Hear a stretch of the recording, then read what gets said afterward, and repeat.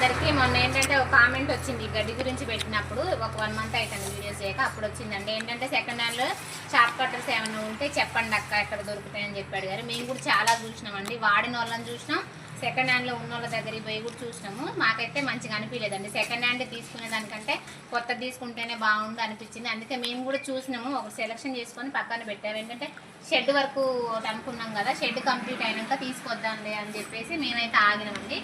Shed అయితే complete అయిపోయింది. చిన్న చిన్న వర్క్స్ ఉన్నాయి, సుతారులు చేసాయి. ఒక 2-3 డేస్లో అది కూడా అయిపోతే మేము ఆన్లైన్లో బుక్ చేసుకోవడమేనండి. అది షాప్ కట్టరు చేస్తాము, ఒక 10 డేస్లో వస్తుంది. కాకపోతే ఏంటంటే ఈ గడ్డి ఇలా పెరిగేసరికి కాడ అనేది ముదిరింది. గేదెలు ఏంటంటే కాడ తినట్లేదు.